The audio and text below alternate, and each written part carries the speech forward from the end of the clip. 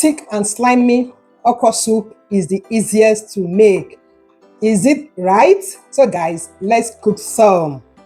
My people, before we start, let me run through all the ingredients we are using. Here we have our fresh okra. Okra has different type of size and shape, and if you want to know the fresh okra, just do like this, and when it breaks like so, you know you have the fresh okra, because the market men, they have the tendency to mix both the old and the new okra. So take note of that. And of course, we are using our protein. I have cow tripe, I have goat's meat, and I have beef. I have some periwinkle, this is optional. Then I have seasoning cube, I have onions and the pepper. You can see I have different types of pepper. This is habanero pepper, I want it to be so hot. Then this is cayenne pepper or shombo. This is just for coloring, so I took off the seed. At times it is bitter. Then I have scotch bonnet pepper. It's hot, but it's not as hot as the habanero pepper. Of course, we have salt to taste. We have fresh palm oil. Then we have crayfish, and you can see this black thing here. This is what they call okpehe. If you are cooking your okra soup for the Igbos, is a must. It is so small, but it smells a lot, but it gives your soup that delicious taste. So you see, I have some fish. I have different type of fish here.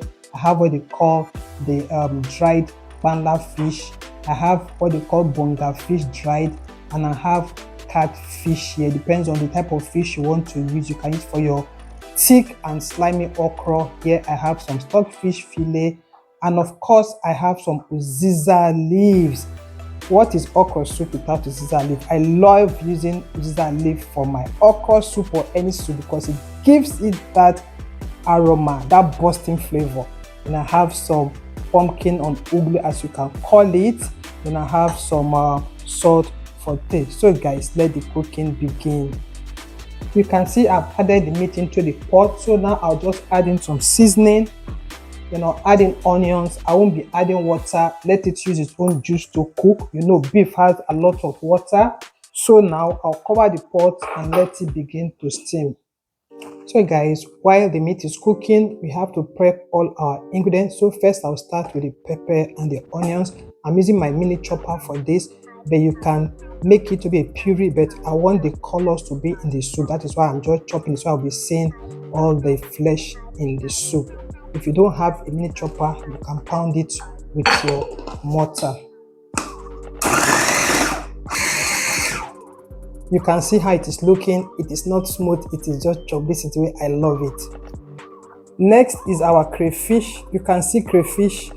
This crayfish comes with a lot of dirt because of how it is being dried. So what I do, I'll pick them to take out all the dirt. It has a lot of sand, and I even wash it. Some people don't wash their crayfish, but I wash mine. So this is how you pick all the dirt. You won't have some crab or rubbers, anything in it. So after picking like so, I will now add water to wash it. I've added water into it, so you can see the bottom. This is how I packed it. You can see some particles at the bottom, so I'm not going to be adding that. Add it into your blender. Just take them out. Then at this point, I'll bring in the okpehe. You can even add your pepper when you are blending like so. Because I want my pepper to be constantly blended, I just did that separately. After blending, this is what it looks like. Like I said, you can always blend yours in the dry form to have your crayfish powder. I've come to check the meat. You can see its own juice. I've not added water into it, so I'll just stir a bit and cover the pot and let it cook, keep cooking until it is so soft, because we don't want to be chewing gum when we are eating our meat. Next is the okra. Add in some salt, run some water, because it comes with a lot of dirt, so you have to wash it at least 4 or 5 times to take out all the sand and all the other vegetables that will come along with it when it is being plucked in the farm.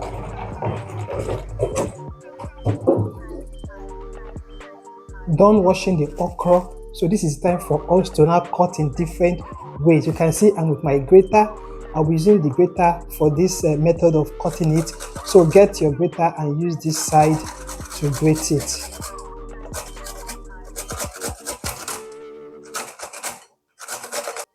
So I've come to check the meat again. You can see at this point the meat has fully steamed very well. So now I can now add in some little salt. Then after that, I'll now add in some water and let it begin to cook until it is so soft. And then we don't need so much water for this because we are making thick and slimy okra soup. So stir once more and I'll cover the pot and let it begin to cook. So after using the grater, this is what our okra looks like. So next we go over to the next method, which is using the chopping board. So you can see I packed more than one okra. Just chop off the head like so. And after chopping, you now begin to cut like this instead of taking just one and cut. So you save your time. So just do this until you are done. You can see the okra and you can see how chunky it is. So it makes you have that crunch when you are eating your okra soup. For you to have an easy cut, if you have a chopper, you can just cut the okras into tiny bits, add into your chopper and now begin to use your chopper to blend.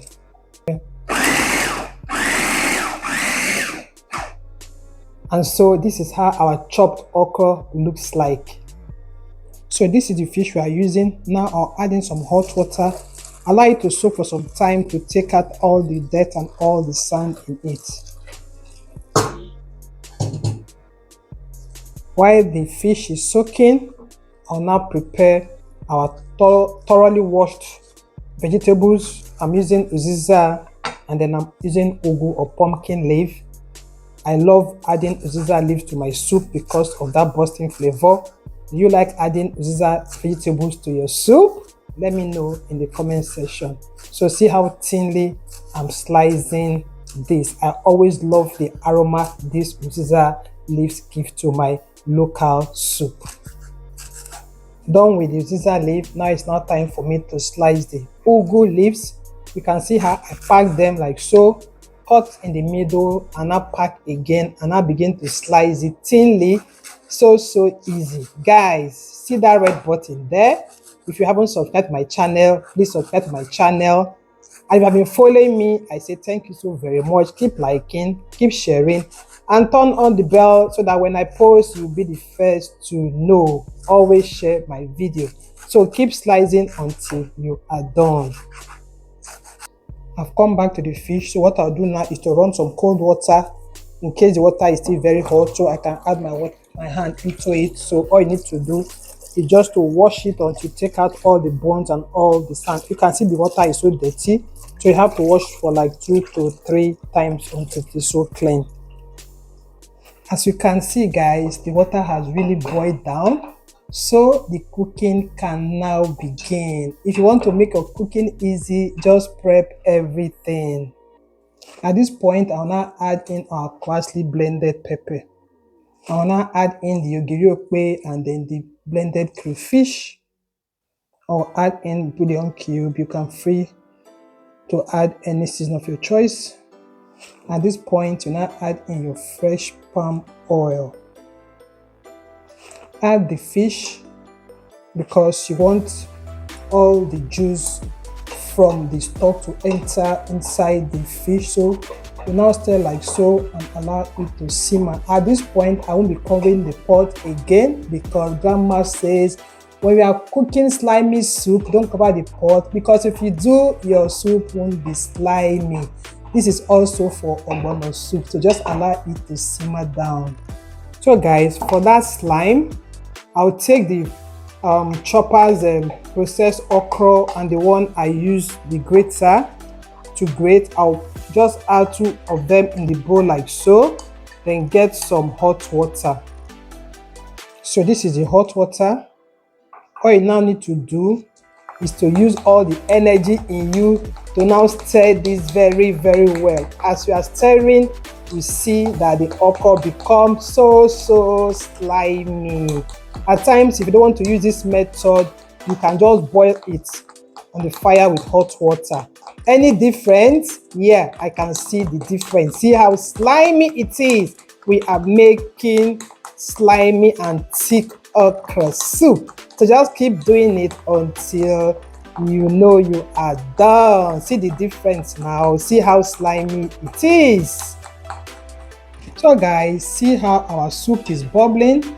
So I'll just stir one more time, add in some periwinkle. This is so optional. Just stir very well. At this time, I'll now bring in our okra. You can see how slimy it is. So you now add it into the pot. Just combine like so.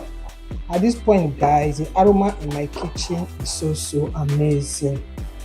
The uziza leaf is thicker, so I'll add it first before I add in the ogule. Just combine everything like so. At this point, I can now bring in the okra. You can see the chunks of the okra. While you're eating your okra, you have that crunch, so add it. So combine everything together. At this point, the soup will not take more than 2 minutes to cook because you still want this okra to be so chunky. So just combine. If you feel that for you it is too thick, you can just adjust with little water. After stirring like so, just allow it to cook for a minute. After a minute, guys, this is what we have. At this point, I'll bring in our pumpkin leaf. After stirring, you now check for salt if it's okay. If it's not, you can now add some more salt. You can see how thick this our okra is and so slimy. You can enjoy this with any fufu of your choice. It might be gari, oatmeal, or even amala. So test for salt now. So what I'll do now is to just add little salt and then we are good to go.